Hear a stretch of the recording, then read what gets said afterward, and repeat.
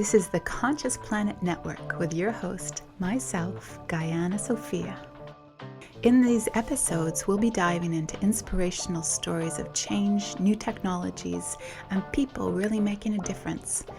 There is just so much going on the planet right now that is helping to change humanity, our planet, and the future, and we need to know about it. So be sure to subscribe to the show so as not to miss any episodes. The Conscious Planet Network is an exploration of the evolution that is already in progress, one that you and I are a part of, that's happening on an individual and global level. There are so many people right now who are contributing to changing the tides of our future. Are you ready to be inspired?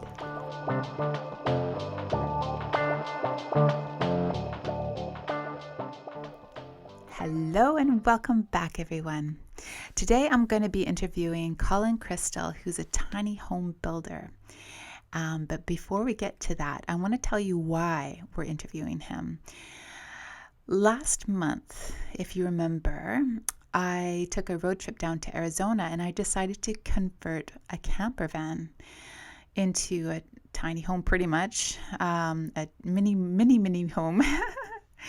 And the process was intense because it took me 4 days. I'm a carpenter, and it took me 4 days to do. So there weren't major learning curves, but it did require fitting things into awkward and strange spaces because camper vans have sometimes curved walls. And on the road, I was falling more and more in love with this camper van because it was set up exactly the way that I wanted it, and with a huge bed and a little kitchen and lots of storage space and cupboards for clothing. And everyone who looked in, they'd have a peek and be like, "Oh, is this your van? Oh my gosh, I love it." And so it was doubly, triply adorable to have the experience of this. And on the way back home, on the journey back home up the coast, I realized that, wow, if I could do this, I could probably create like a tiny home or something like that. And so I started looking into RVs and into converting buses, school buses, and looking at tiny homes. And I've been like juggling all these ideas. It's still in the realm of possibilities for me, but it's a time where I'm exploring all the different options to see what and if this is the right path for me. What I really like about it is that we can create, by creating a tiny home, we can create a home that is designed for us personally. In the past, in the way past, we used to create houses as human beings. We used to create our homes and make it, so that it would fit our needs. And these days we're cramming into other people's spaces. And even if we're buying a house, a pre-designed house that's, already there, we're seeing how we can fit in and, make it work for us. In creating a house, in designing a house, it means that it can have the jacuzzi hot tub that I want. You bet. That's the idea, is having like a full kitchen, jacuzzi hot tub, and a bed that's up high. I love loft beds. They're so much fun. And so I've been on this journey, and part of the inspiration too was the people that I met when I was on my trip down to Arizona. The people that I met in the campgrounds, there were people who had decided to step out of society and the requirements and all of the mortgages and the debt. And they were living in RVs or trailers. And I used to have this idea of like people who live in RVs or trailers and being like, trailer home and trailer park, but it's not like that at all. It's not like that at all. I was running into people who were corporate America, people who had stepped out of the system. They had homes before. They decided that, wow, this is a lot of maintenance. This is a lot of work. I met people who this was their plan B for retirement. where their plan A was that, they could keep going with a mortgage, they could, and all these other things they could, but their gardens were too big and their houses became just unmanageable, and or a partner passed on, and so then they were left, with what do I do? And so it was amazing because each of the people that I talked to with their vehicles, they were so thrilled about them. They just absolutely adored them. And I know this is a lifestyle, this is different, and I'm talking about tiny homes on this episode, which are a lot more stable. Like, you don't move them around as much as RVs and camper vans. But it's a place to call home, where it's not in terms of a landlord, it's not in terms of, having to pay rents even. There were people who were living in the desert. There's like camping villages of RVs. And so that was really interesting. It just started to open my eyes to, the possibility of what would it be like to create my own space, and what would that look like? And being able to be mobile enough so that if I was on someone's property and it didn't work out at some point, or they sold the property or something like that, then I could just, move my tiny home into another space. Or if I was feeling like, oh, wow, I'm, up in the mountains and it's been a long time, I'd love to live down by the coast. It's like taking that already designed, beautiful house that I love down to the coast and having different views to look out my windows to. Now that's so choice, right?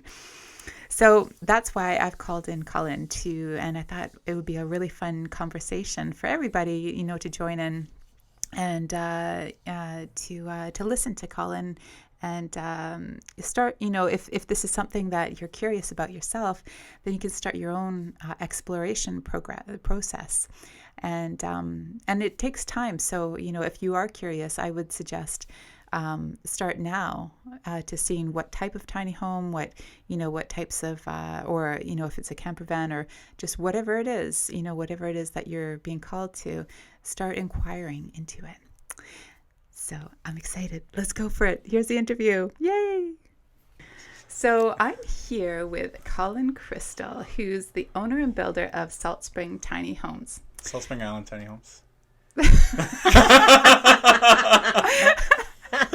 You gotta get it right for the Google searches, Okay, Salt Spring Island Tiny Homes. Yeah. No, this is going to be a really fun interview. I can already tell. That's it.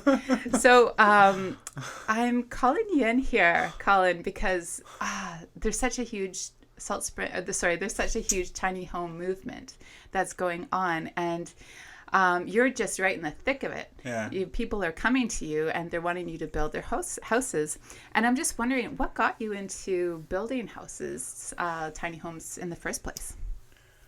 Well, I worked off the exchange when I first came to Salt Spring like 15 years ago. I worked off the exchange full time. And the exchange is kind of like Craigslist. Oh, the Salt Spring Exchange. Yeah, it's the local website on Salt Spring, chopping wood. I was in my early 20s and gardening and stuff like that. I was working 5 days a week, and after a couple of years of doing that, I realized that I wanted to do something. I wanted to build on something and develop a skill. And I decided that I was really interested in carpentry, but I didn't even know where to start. I'd never done any carpentry even. And I actually started in rammed earth in the beginning. It's a form of natural building with dirt and then 10 to 20% of concrete and then coloring, and it's rammed with a big pneumatic tamper into forms, like concrete forms, but it's earth forms. Yeah, it looks amazing. And it's beautiful. It's used a lot for dulling down sounds. When traffic and there's a huge 70-foot or 60-foot rammed earth wall right next to my house that blocks the sound from my neighbor. I know those people. I actually house sat for them. Right on. The piano teacher. So I started there. I worked on Salt Spring on a house, and then I went to Hornby and worked on a place there, and then I that work kind of just dried up, and then I got a job working on a crew building a house, and the contractor was like, "Are you going to do the apprenticeship? Are you going to do the apprenticeship?" And I was like, "I don't know. I just started with this." And then a couple months later, I was signed up for the apprenticeship. Like what type? What do you mean? Carpentry apprenticeship. Oh, cool. Yeah, the 4-year carpentry apprenticeship. And then in that process, just before signing up for the apprenticeship and deciding to do that, I found this book called Tiny Homes. It's by Lloyd Kahn. And I bought that book, and I just became like obsessed with it. I was just in it all the time, looking at all the pictures and reading it, and reading of all the stories of the people that had built tiny homes. And this was at the very beginning of the tiny homes on trailers, when that was first starting to come up. And that was the first tiny homes book, actually. Like, now there's like 100 of them. There really is. But that was the first one anyway that I ever saw. And I looked for more at the time, and I couldn't find any. So, and I decided that that I wanted to do the apprenticeship. And when I was certified and when I was done after 4 years, and I wanted to move towards starting a company building tiny homes, and that was my goal, and that was my dream.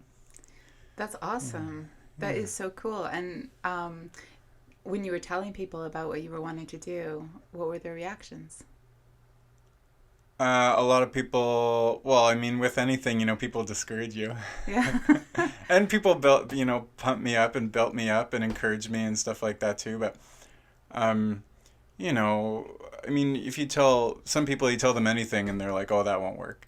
Yeah. But you just, I had a good feeling about it, and it's something that I saw working for a couple of other tiny homes builders in BC, and I watched them get busy and do beautiful work, and work from home or work from a site close to their home, and be successful at that. So that showed me that that it was possible. I love that you held that vision for yourself and went for it, because right now it's like we're just in a boom with them. It seems like it's happening everywhere, and and that people are wanting to be more conscious of their footprint, and also like it's something for them. It's something that they have now. Yeah, it's empowering. Yeah. Yeah, because of the housing crisis, like, it's a miracle, basically, for a young person to own a home on Salt Spring and in most places on the West Coast. So, you either have to go to Fort Mac and work for years and slave away, and, like, for a lot of people, that's just not a good option. And depending on what your morals and ethics are about, all that stuff, that might not work for you. For most people in Salt Spring, most people I know probably wouldn't want to take that option. And then there's like, winning the lottery, I guess, because university doesn't get you what it used to, in terms of like high paying jobs. So with, did I say housing crisis? I meant the prices of real estate. So with the prices of real estate even, because even people where there's not a lot of homes that are available, or available at decent homes that are available, right? It's like people start to question, can I live in this place even? It's and so like the idea, maybe some people, listeners who haven't even thought about their own, possibility of like living in a home that they really could adore. Maybe it's a smaller scale, but it's like all of the things that they need and they want could be there. And so living in scaling things down a bit, and yet having whatever, the amenities and the things that we want in them. Yeah. It's possible. There are a number of people, young people in Salt Spring, that have figured that out, and to buy property on Salt Spring and buy homes, but it's rare. It's not accessible to the average person like it was for our parents, in the 60s or in the 50s. Yeah. So having a tiny home, I mean, even if you don't own your own land to put it on, if you can rent a piece of land on on the back of somebody's property or in the back of somebody's corner of somebody's farm or something, that's a lot of people end up with the situation that that's their place. They're not in the way of anybody. They're not interfering with the people that own the property. So they just end up with a more of a permanent space there. On Salt Spring, there's big properties. I don't know. In Victoria, it would be maybe different, or in cities. But on Salt Spring in rural BC, that's the common situation with tiny homes, is they end up, in some beautiful place on someone's property, and they're given, they're given permission, or the person says, yeah, you can live here for a long time, and you're not disturbing anybody, you're not in anybody's way, or you fit into this situation here, and you can stay, and then people can like go traveling, and they can come back, and their places, all their stuff isn't like under a tarp and moldy when they get back, and they can like start a business because they have roots and they're not moving around. I mean, I have friends on Salt Spring that have moved 3 times in a year before. I know, yeah. And for those who are listening who don't know about Salt Spring's a little island off the west coast of Canada. Really conscious people, beautiful setting, lots of wilderness, and so there's potential for lots of beautiful places to like go and park a tiny home. I think part of the tiny home movement that is appealing to me is the being able to move around. For instance, like into communities, and so like having a home set up and designed the way that I love, and then being in community, and knowing that, wow, if it doesn't work out, then it's like, it's so easy to leave. Whereas, lots of people, like if they build a house in the community, it gets very complicated and complex, and it can feel like it's it can become a bigger trigger for people because they can't, there's a lot more at stake, if things don't work out. Yeah. And so, I love that idea of like being able to be that mobile. So you're saying it kind of takes some of the pressure off, some of the stress and the pressure, and so people don't feel so backed into a corner? Absolutely. Maybe? Yeah, when living in a community, yeah. So that they can just relax, and when they're relaxed, then things just go smoother. Absolutely. I see what you're saying. Don't you think? I can see that, yeah. I can see that situation playing out like that for certain people. Yeah. Yeah. Well, you own your own home. So have you personally ever wanted to live in a tiny home? Or? I've lived in like lots of different types of tiny homes. I've lived in camper vans traveling. I've lived in a float home on the east side of Vancouver Island in French Creek, across from Lasqueti.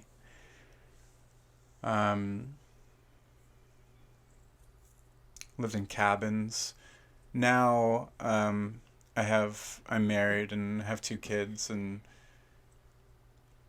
I mean, it could definitely be done, and we talk about it, but we have a house that we're living in, and it works, like it's set up for us right now, so that's not we're not like jumping into that because we're set up in our own way.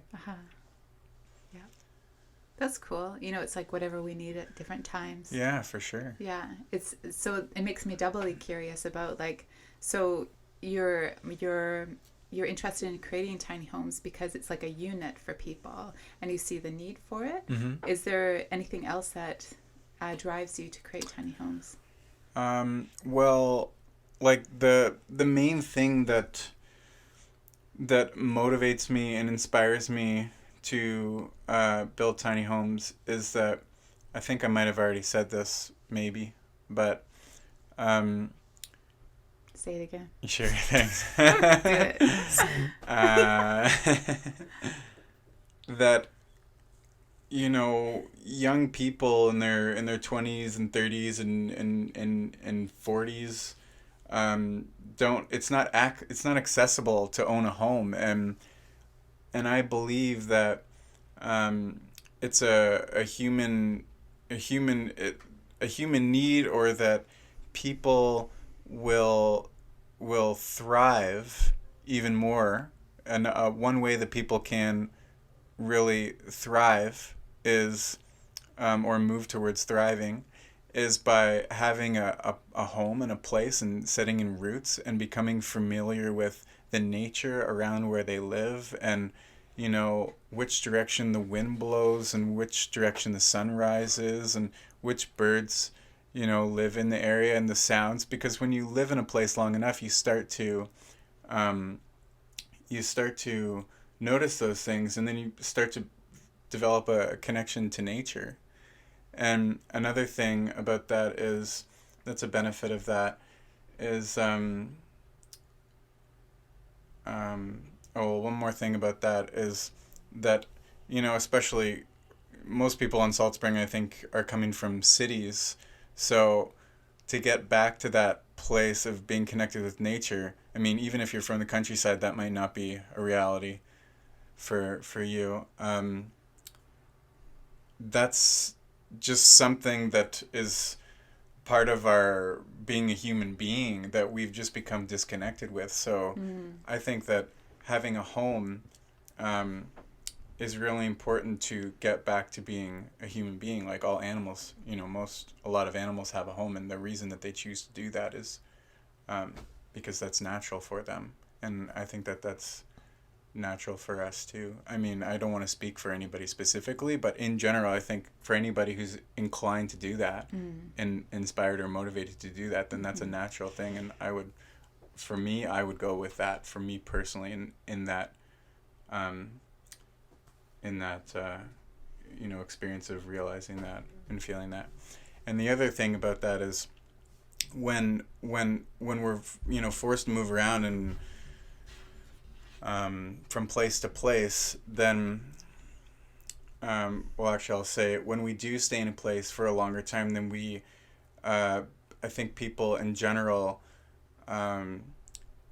develop a sense or are inspired to have a sense of responsibility to the land and to the place. So if in a transient community, it's a lot easier to be aloof if there's any problems in the community, social problems or environmental problems. But when people feel rooted in the community and they feel like, hey, they think, I don't have to go, I live here, then they start to develop a sense of responsibility and like if something happens that doesn't feel right with them or fit right with them, and there's other people saying the same thing, then they're able to get in with that. I think people can be more inspired to get on board with social and environmental issues. I think you've just made a great case for government funding for tiny homes. Oh yeah? Oh yeah. I think the government should partially fund tiny homes. I think it would be great. Don't you? I think so too, yeah. For that reason of social connectivity. And I wonder who we could contact. That's a good idea. Well, the social pressure, everybody. Contact your local MP. Yeah, right. The kind of the thing that kind of goes all around that in my mind anyway, that the idea that kind of wraps that all up is that I think that having a home, not necessarily a necessary thing, I don't think, but having a home where you are secure and you don't have to move because the landlord isn't going to turn it into a B&B or whatever, is, I think that should be a human right to have a home. If you want that, then I think that should be a right. And so having housing more accessible for people that wouldn't be able to afford to buy a $500,000 house on Salt Spring, that inspires, that fulfills me to support other people to have that. I love that. Yeah. And you help people design their houses, right? Yeah.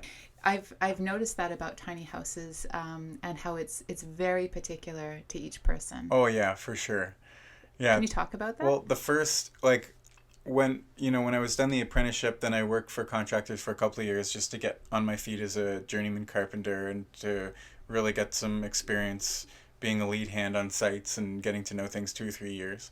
And then I wanted to start the company. I felt, really ready. So I had to build a tiny house, and nobody hired me or asked me to do it. So I, spent my own money, and I built a tiny house, and I did it 1 day a week. I did it every Friday for a couple years, actually. Oh, I took a few months off here and there for different reasons, but yeah, probably more like a year and a half, actually, every Friday. And that's pretty really quick if it's one day a week. Yeah, I mean, I missed a lot of days though too in there, but it was a real extravagant house too, like a real show home. It was my I was yeah, there. you were there. Yeah, I remember. totally saw it. Yeah, and then I had to sell it, and I mean, it was for sale the whole time I was building it, but people would come over to see it, and I'd show it, and people were like, oh, I'd rather have stairs, or I'd rather have a ladder, or I want the bed down below, or I want this type of kitchen, this configuration of bathroom, or whatever. So it was hard to sell. So, but anyway, what ended up happening is it sold 2 weeks before I was finished it. Some people just happened to hear about it through a friend, and they came by, and they were there through another friend that they were visiting at my house, and it was like, oh, that must be the guy that we just heard about through this other friend. Right. And then they came over and popped their head in, and they were like, we'll take it. That's so awesome. It worked was out the really perfect well. one for them. Yeah. It was waiting for them. Yeah, for sure. But what I like to do is design things with the customer, and figure out what they want, because it's not about me, and it's not in any way, it's not about what I want to see or build. It's their home, so it's totally personal, and I want them to have the home that's the most comfortable and convenient for them as possible. So, like, I obviously come in with a lot of ideas, because most people that, don't work in the trades, or if they're not carpenters, then they just don't even really, like, a lot of people don't even know where to start. So we just throw around ideas, and they end up choosing like a bunch of different things maybe that I suggest, and then they have their own ideas too, and we build it all together and work it out and come up with a design. That's fun. That's awesome. Yeah. Yay. Well, I'm sure there's so many people who are in full appreciation of the work that you do. Oh, thanks. And I actually forgot to introduce my mom. She's here, and she's been so quiet. I've been really quiet. Even though she has a microphone, which is so rare.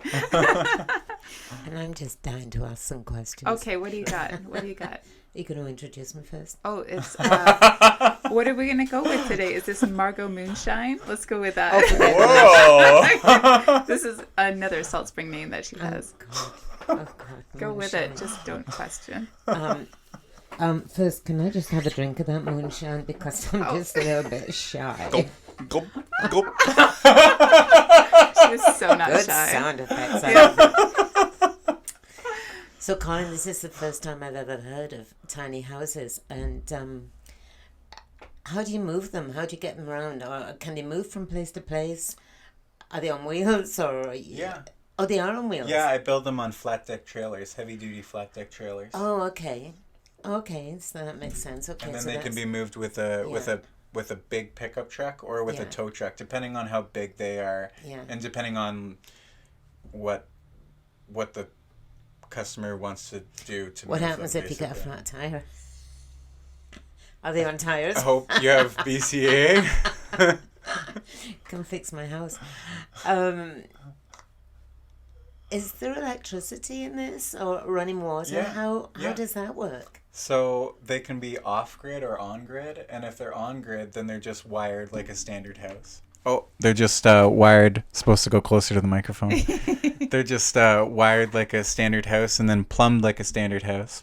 And then a potable water hose goes from the hose bib on the house, on the exterior of the house, and goes underground or overground to the tiny house and plugs into the hose bib on the exterior of the intake on the tiny house, and then that gives you potable water. If it's off grid, then you can have it set up with solar or if you have water running nearby, you could have the water generating electricity. And then for water, you can have a holding tank, or is whatever you decide for holding tank. And then a pump, a very quiet pump that pumps the water in as you use it.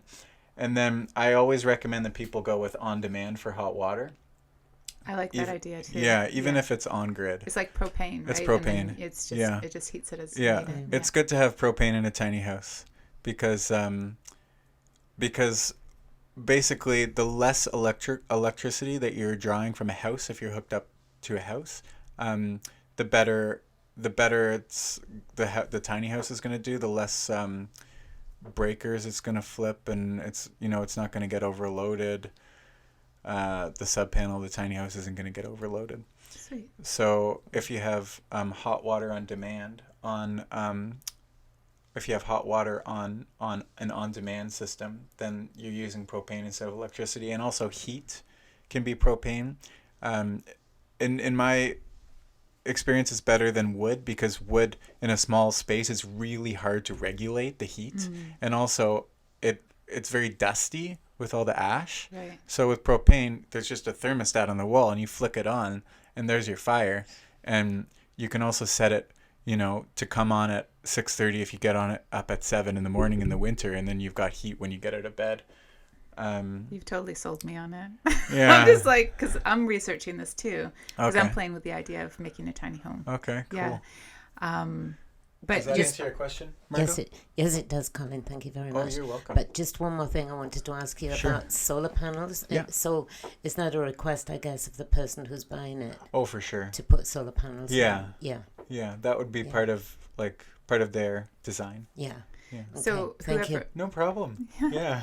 so whoever comes to you, it's like they have, you're probably going to go through like how they want to power it, what they're thinking of, like where they're going to be, where their end vision of this is. So it's like if it's solar power, or if it's going to be a hookup to the main power sources that we are a part of. Yeah. And then heating, insulation, like all the different areas of water. So you're going to talk to them about all these things and then find the right one that's for them. Yeah. That's the idea. Yeah. Because exactly. there are so many different types. There's so many options for all of this, which is great. And me personally, I totally want to set it up so that I have solar power, but I also have a possibility for hooking up to the main line. That's super easy to do. Yeah, right? Yeah, it And doesn't. so- All you do is add an inverter after, Right. and you can change to 12 volt. Yeah, because eventually I think it would probably be like, hook up first. It's going to be hook up to the main source, and then eventually, it'll be like a creation in progress. Then add the solar panels when I can afford them, and just that whole. Yeah, you don't have to do any renovations or rip out any wall paneling and add 12 volt wires to do that or anything. It's simple. Sweet. Yeah. Excellent. Yeah. I love it. I do. Cool. So Colin Crystal, Colin, Crystal. That's how he wanted me to actually introduce himself in the beginning. He's also a musician, so got a flair for the large. So if people wanted to get a hold of you to talk to you about more about the possibility of building a tiny home, or just inquiry about it, how would they do that? So my website is ssitinyhomes.com or saltspringislandtinyhomes.com. And my contact information is on there. My email is info@ssitinyhomes.com. And that's also, you can contact me through the website. And this is what I'm doing. So if you're looking to build a tiny house and you need a builder, then I'm available. Well, I love that you're doing this, and I love that it's really contributing to a more accessible future for people, to really ground into spaces that they love. Because what I noticed about while I was researching tiny houses was that that's something that we don't have the luxury of doing these days. We tend to squeeze ourselves into other people's designs or what their setups are.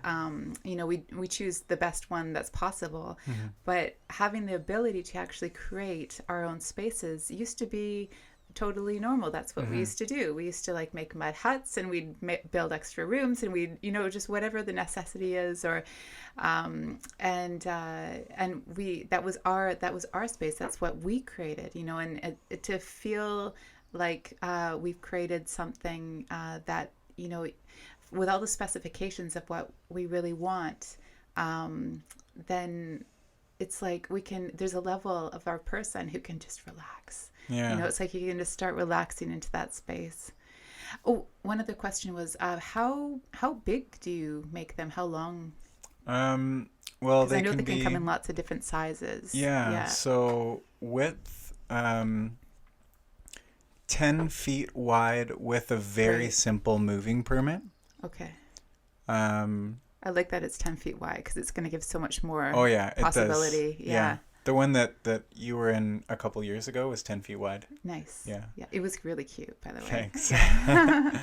Thanks. So very simple moving permit. It doesn't require any inspections or anything. It's $15. You get it online. And awesome. It's super simple. And then without a permit, if you really want to, keep it simple, ultra simple in terms of permits for moving, it can be, I think it's 8'6". I'd have to check in the books. $15 is so worth it to have that extra 1.5 foot of space. It really is. Yeah, I'm pretty sure it's 8'6". Yeah. And then length, I think it's about 60 feet long. That's what you can do? Yeah. But really, that's I mean, huge. I've never been even asked if I could build someone a 60 foot long. Usually it's just 20 feet or 30 feet at the most. That's pretty excellent though, because that's like a tiny house mansion. Yeah. Right there. Yeah, for sure. Right? Yeah. You can get a lot in those spaces. There's for anyone who hasn't checked it out online, there's like all these tiny house where you can go through people's tiny houses and look to see what they've done. The one that I'm really into right now is called Living Big in Tiny Homes.